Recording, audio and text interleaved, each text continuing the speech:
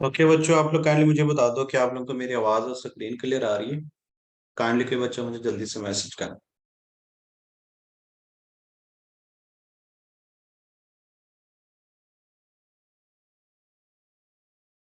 Okay, चलें, ठीक है।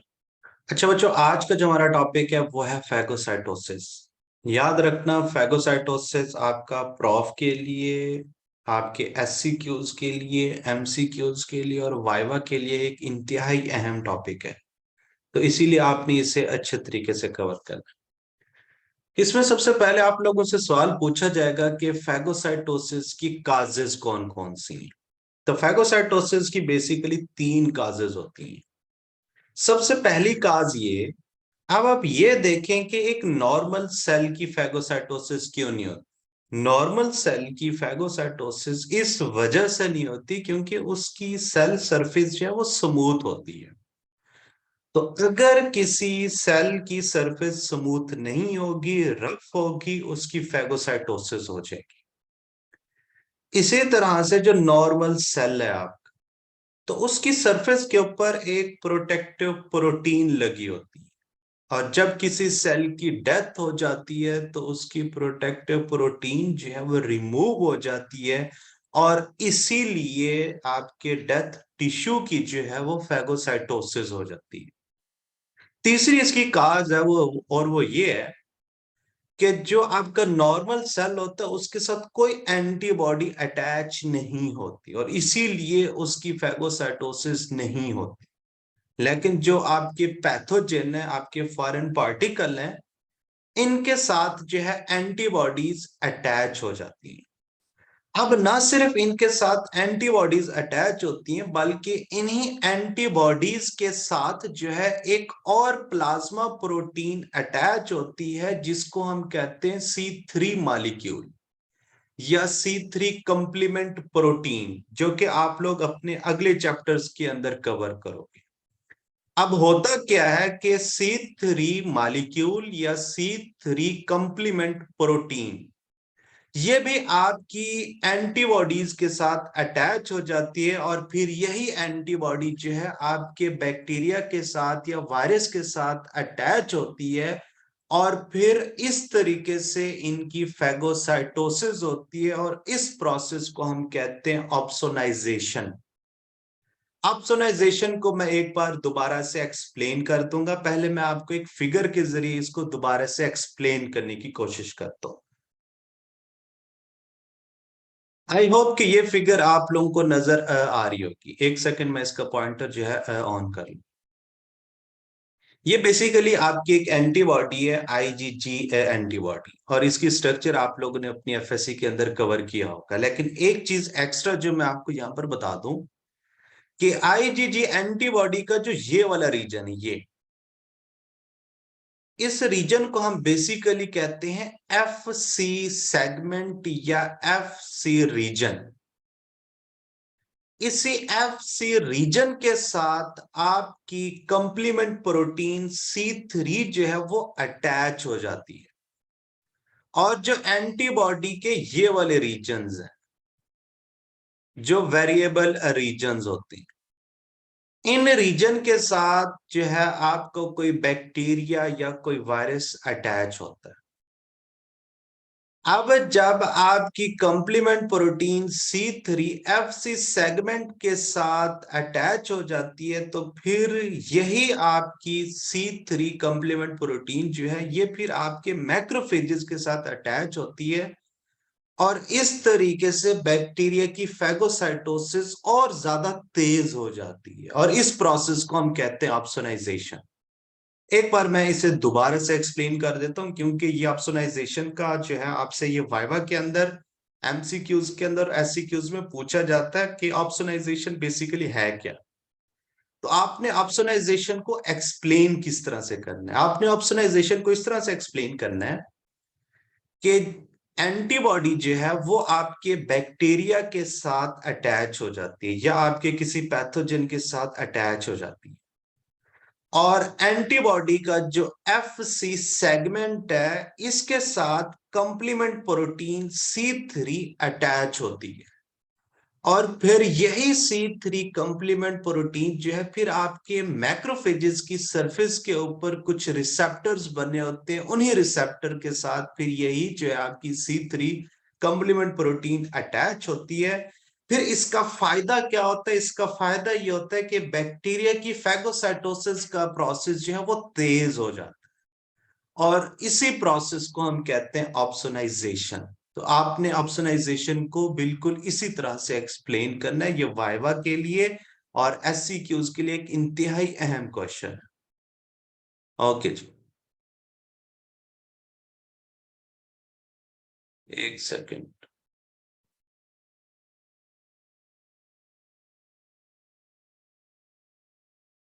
एक सेकंड बच्चों, मैं इसका लेआउट बेहतर कर लूं। ओके, अब ये तो होगी आपकी फैगोसाइटोसिस की काजेस, जो कि इसकी 3 काजेस हैं, ये मैंने आपको एक्सप्लेन कर दी। अब यही क्वेश्चन आपसे डिफरेंट स्टाइल से भी पूछा जा सकता है। आप लोगों से ये भी, अगर आप लोगों से सवाल ये पूछा जाए कि नॉर्मल सेल की फैगोसाइटोसिस क्यों नहीं होती, आपने यही चीजें एक्सप्लेन कर देनी। अगर आप लोगों से ये क्वेश्चन इस तरह से पूछा जाए कि बैक्टीरिया की फैगोसाइटोसिस क्यों होती है, तब भी आपने यही क्वेश्चन जो है आपने यही आंसर लिखना है। और अगर आप लोगों से ये पूछा जाए कि फैगोसाइटोसिस की काजेज क्या है, तब भी आपने यही 3 काजेज मेंशन करनी है जो कि आप लोगों को मैंने पढ़ाई। इसका आंसर सेम है, लेकिन क्वेश्चन जो है वो आप लोगों से डिफरेंट अंदाज से पूछा जा सकता। ठीक है, ओके जी। फिर उसके बाद हम बात करते हैं ये ऑप्सोनाइजेशन को। मैं दोबारा बता रहा हूँ, ऑप्सोनाइजेशन इंतहाई अहम है, इसे समझा भी दिया मैंने। अगर फिर भी किसी को ना समझ आए तो वो मुझसे पूछ सकता है, लेकिन ऑप्शनाइजेशन को आप लोगों ने अच्छे तरीके से कवर करना। इसके बाद आप लोगों से क्वेश्चन ये पूछा जाएगा कि फैगोसाइटोसिस का मैकेनिज्म क्या है, न्यूट्रोफिल और आपके मैक्रोफेजेस किस तरीके से फैगोसाइटोसिस करते हैं। अब मैं आपको एक्सप्लेन कर देता हूं कि न्यूट्रोफिल और मैक्रोफेजेस फैगोसाइटोसिस करते किस तरह से। इसके कुछ स्टेप्स हैं, ये स्टेप्स आप लोगों ने अपने याद रखने। सबसे पहला स्टेप जो है वो ये है कि आपके न्यूट्रोफिल या मैक्रोफेजेस जो है वो पैथोजन के साथ अटैच होंगे। ओके, अब यहां पर इस डायग्राम में आपको एक और चीज मैं आपको दिखा दूं कि ये देखें कि आपके बैक्टीरिया की फैगोसाइटोसिस क्यों हो रही है। बैक्टीरिया की फैगोसाइटोसिस इस वजह से हो रही है, एक तो बैक्टीरिया की सरफेस स्मूथ नहीं है, बैक्टीरिया की सरफेस के ऊपर कोई प्रोटेक्टिव प्रोटीन नहीं नजर आ रही, और इसी बैक्टीरिया के साथ आपके एंटीबॉडीज जो हैं वो अटैच हुए हुए हैं। और एंटीबॉडीज का जो ये वाला रीजन है जिसे मैंने मार्क किया हुआ, जो कि आपको बताया भी था कि इसके साथ C3 कंप्लीमेंट प्रोटीन जो है वो बाइंड कर जाती है, और फिर यही C3 कंप्लीमेंट प्रोटीन जो है फिर आपके मैक्रोफेजेस की, ये जो आपको नजर भी आ रहे हैं कि ये आपके मैक्रोफेजेस की सरफेस के ऊपर कुछ रिसेप्टर्स लगे हुए हैं, इन्हीं रिसेप्टर्स के साथ फिर आपकी C3 प्रोटीन जो है वो अटैच होती है, और इससे फायदा क्या होता है कि ऑप्सोनाइजेशन का प्रोसेस जो है वो रैपिड हो जाता है। ठीक है, तो इस फिगर से भी मैंने आपको सारी चीजें जो है वो ऑप्सोनाइजेशन का जो कॉन्सेप्ट है वो मजीद क्लियर कर दी है। यहाँ पर आप लोगों को C3 कंप्लीमेंट प्रोटीन बाइंड हुए हुए नहीं दिखाई दे रही, क्योंकि ये फैगोसाइटोसिस का मैकेनिज्म। ठीक है, ओके, ये ऑप्शनाइजेशन करनी है, तो ऑप्शनाइजेशन के अंदर ये चीजें आपने लिखनी है। लेकिन अब आपने फैगोसाइटोसिस के मैकेनिज्म को किस तरह से एक्सप्लेन करना, वो बात मैं अब आपको दोबारा से रिपीट कर रहा हूं। सबसे पहली चीज क्या होगी कि फैगोसाइटोसिस का मैकेनिज्म इस तरह से होगा कि सबसे पहले आपके न्यूट्रोफिल, आपके मैक्रोफेजेस जो हैं वो आपके पैथोजिन के साथ अटैच होंगे। पैथोजन के साथ अटैच होने के बाद दूसरा स्टेप क्या होगा? दूसरा स्टेप ये होगा कि आपके मैक्रोफेजेस और न्यूट्रोफिल्स जो हैं ये सोडोपोडिया को प्रोजेक्ट करेंगे, फॉरेन पार्टिकल के इर्द गिर्द जो है ये सोडोपोडिया को जो है वो प्रोजेक्ट करेंगे। फिर उसके बाद क्या होगा कि सोडोपोडिया की जो अपोजिट साइड्स हैं, एक ये वाली साइड होगी और एक ये वाली साइड होगी, ये आपस में फ्यूज हो जाएगी। तो जब फ्यूज होगी तो उसके बाद आपका जो है बनेगा फेगोसोम या फेगोसाइटिक वेजिकल। तो पहला स्टेप क्या हुआ कि न्यूट्रोफिल मैक्रोफेजेस जो हैं वो आपके पैथोजन के साथ अटैच होंगे। दूसरा स्टेप क्या हुआ कि आपके न्यूट्रोफिल और मैक्रोफेजेस जो हैं वो पैथोजन के इर्द गिर्द जो है सोडोपोडिया को प्रोजेक्ट करेंगे और सोडोपोडिया की जो अपोजिट साइड्स होंगी वो आपस में फ्यूज होंगी। तीसरा स्टेप क्या होगा कि फैगोसोम या फैगोसाइटिक वेजिकल की फॉर्मेशन होगी। और फोर्थ स्टेप क्या होगा कि आपके इसी फैगोसोम के साथ इसी फैगोसाइटिक वेजिकल के साथ लाइसोसोम जो है वो फ्यूज हो जाएगी। और फ्यूज होने के बाद जो आपका वेजिकल बनेगा उसको हम नाम देंगे डाइजेस्टिव वेजिकल। तो फोर्थ स्टेप क्या हुआ कि डाइजेस्टिव वेजिकल बन, ओ सॉरी, ये हो गया आपका हाँ फोर्थ स्टेप। फिर उसके बाद होता क्या है कि आपके लाइसोसोमल इंजाइम्स होते हैं प्रोटियोलाइटिक। यही प्रोटियोलाइटिक इंजाइम जो है वो बैक्टीरिया को किल कर देंगे। लेकिन कुछ ऐसे बैक्टीरिया भी होते हैं जो कि प्रोटियोलाइटिक इंजाइम से डिग्रेड नहीं होते। तो फिर आपके न्यूट्रोफिल के पास और मैक्रोफेजेस के पास बैक्टीरियल साइडर एजेंट्स होते हैं, जिसमें सुपर ऑक्साइड हो गया, हाइड्रोजन पर ऑक्साइड हो गया, हाइड्रोक्सिल आइंस हो गए। फिर यही बैक्टीरियल साइडल एजेंट्स जो हैं फिर आपके बैक्टीरिया को किल करा देंगे। तो इस तरीके से बैक्टीरिया की डेथ हो जाएगी। और लास्ट स्टेप इसका क्या होगा कि एक्सोसाइटोसिस होगी और जो डेब्रिस होगा वो सेल से बाहर रिलीज करा दिया जाएगा। तो ये आपके फैगोसाइटोसिस के स्टेप्स हैं। एक बार मैं दोबारा से कंपाइल कर देता हूं। सबसे पहला स्टेप जो आपने लिखना है कि मैक्रोफेजेस न्यूट्रोफिल जो है पैथोजन के साथ अटैच होंगे। दूसरा स्टेप आपने लिखना है कि आपके मैक्रोफेजेस न्यूट्रोफिल जो है सोडोपोडिया को प्रोजेक्ट करेंगे, सोडोपोडिया की अपोजिट साइड्स जो आपस में फ्यूज हो जाएंगी। तीसरा स्टेप आपने लिखना है कि फैगोसोम बनेगा या फैगोसाइटिक वेजिकल बनेगा।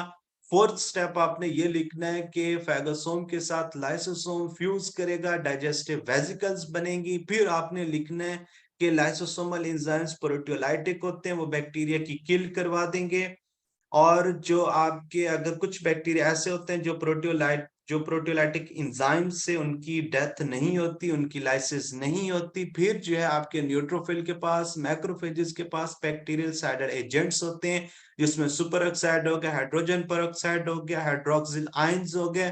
फिर उन्हीं बैक्टीरियल साइडर एजेंट्स के साथ बैक्टीरिया की डेथ करा दी जाएगी। और लास्ट स्टेप आपने मेंशन करना है एक्सोसाइटोसिस होगी और डेब्रिस जो है वो सेल से बाहर निकाल दिया जाएगा। तो इस तरीके से आपने फैगोसाइटोसिस की काजेस और फैगोसाइटोसिस के मैकेनिज्म्स को याद करना है। ओके जी। फिर उसके बाद आपका अगला जो टॉपिक है वो है मोनोसाइट मैक्रोफेज सेल सिस्टम। इसको हम कहते हैं रेटिकुलो एंडोथेलियल सिस्टम। ये क्वेश्चन आपसे दो तरह से पूछा जा सकता है। पहला आपसे ये भी पूछा जा सकता है कि मोनोसाइट मैक्रोफेज सेल सिस्टम क्या है। आप लोगों से ये भी पूछा जा सकता है कि रेटिकुलो एंडोथेलियल सिस्टम क्या है। ओके, तो इस सिस्टम को समझने से पहले आपने इसकी डेफिनेशन को अच्छे तरीके से याद रखना। ये डेफिनेशन इंतहाई अहम है। अब देखें होता क्या है।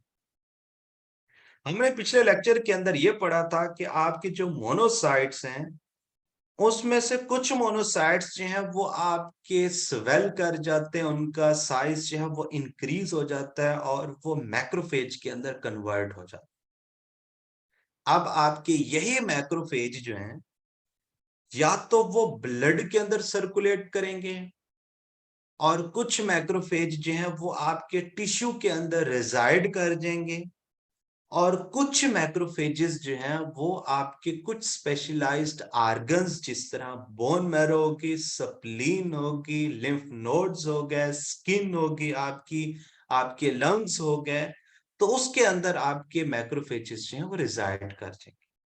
अब ये ओवरऑल सारी चीजें जो है ये एक सिस्टम बनाती हैं और उसी को हम कहते हैं रेटिकुलो एंडोथेलियल सिस्टम या मोनोसाइट मैक्रोफेज सिस्टम। तो आपने इसकी डेफिनेशन को अच्छे तरीके से याद रखना है। एक बार मैं दोबारा से रिपीट कर देता हूं आपके मोनोसाइट्स होते हैं, मोनोसाइट्स स्वेल करते हैं, स्वेल करने के बाद इनका साइज जो है वो इंक्रीज हो जाता है और वो कन्वर्ट हो जाते हैं मैक्रोफेजेस में। अब एक बात आप लोगों ने याद रखनी है, आप लोगों से ये एमसीक्यूज भी पूछा जा सकता है कि मैक्रोफेज कहां से बनते हैं। तो मैक्रोफेज जो है वो आपके मोनोसाइट से बनते हैं। मैक्रोफेजेस आपके डायरेक्ट बोन मैरो से नहीं बनते, बल्कि वो मोनोसाइट से बनते हैं। ये एमसीक्यूज में बात पूछी जा सकती है। ओके, तो आपके मोनोसाइट जो हैं ये आपके मैक्रोफेज में कन्वर्ट होते हैं। अब यही आपके कुछ मैक्रोफेज जो हैं वो ब्लड के अंदर सर्कुलेट करते हैं, कुछ मैक्रोफेज जो हैं वो टिश्यू के अंदर रिजाइड करते हैं, कुछ मैक्रोफेज जो हैं वो स्पेशलाइज्ड ऑर्गन, जैसे स्प्लीन हो गया, बोन मैरो होगी, लिम्फ नोड्स हो गया आपके, इसी तरह स्किन होगी, लंग्स टिश्यूज हो गए, उसके अंदर रिजाइड कर जाते हैं। अब ये सारी चीजें ना एक सिस्टम बनाती हैं, उसी को हम कहते हैं रेटिकुलो एंडोथेलियल सिस्टम। ओके जी, तो इसकी डेफिनेशन आप लोगों ने फिंगर टिप पर याद रखनी है, ये वाइवा में और आपके एमसीक्यूज और एससीक्यूज में पूछी जा सकती है। एक सेकंड बच्चों, मैं जरा ना इसका लेआउट थोड़ा बेहतर कर लूं। ठीक है, तो इसकी डेफिनेशन के बाद आपने इसकी थ्योरी को याद करना है, पढ़ना है, क्योंकि रेटिकुलर एंडोथेलियल का पूरा एससीक्यू पूछा जाता है। तो आपने फिर इसके एससीक्यू को अच्छे तरीके से याद करना है। अब इसको समझाने से पहले मैं आपको एक स्टोरी बताता हूँ, फिर ये सारी चीजें आप लोगों को अच्छे तरीके से याद हो जाएंगी। देखिए, पहले आप लोग ये सोचो कि आपकी बॉडी के अंदर पैथोजन कहाँ कहाँ से एंटर हो सकता है। या तो पैथोजन आपकी स्किन के जरिए एंटर हो सकता है, या पैथोजन आपकी जीआईटी के जरिए, फूड के जरिए एब्जॉर्ब होगा और आपकी बॉडी के अंदर एंटर हो जाएगा, या पैथोजन जो है वो आपकी एयर के जरिए एंटर होगा और वो लंग्स के जरिए फिर आपकी जो है वो ब्लड के अंदर एंटर हो जाएगा। तो ये तीन मेन साइट्स हैं जहां से पैथोजन एंटर हो सकता है। तो रेटिकुलो एंडोथेलियल सिस्टम जो है ये बेसिकली आपको पैथोजन से प्रोटेक्ट करता है। ये बेसिकली आपकी एक इनेट इम्यूनिटी का हिस्सा है। ये वही इम्यूनिटी है जो कि आप लोगों ने एफएससी के अंदर भी पढ़ा हुआ है और अगले चैप्टर के अंदर इसे हम डिटेल से डिस्कस भी करेंगे। ओके, अब हम ये देखते हैं कि अगर पैथोजन आपकी स्किन के जरिए एंटर होने की कोशिश करता है, तो जब पैथोजन आपकी स्किन के जरिए एंटर होने की कोशिश करेगा तो आपकी स्किन के अंदर रेटिकुलो एंडोथेलियल सिस्टम का एक सिक्योरिटी गार्ड बैठा हुआ है, एक जो है वो टिश्यू मैक्रोफेज बैठा हुआ है, और उसको हम एक स्पेशल नाम देते हैं जिसको हम कहते हैं हिस्टोसाइट्स का। ये क्या करेगा कि जो स्किन के जरिए कोई पैथोजन एंटर होने की कोशिश करेगा तो उसको वहां पर ही किल कर देगा।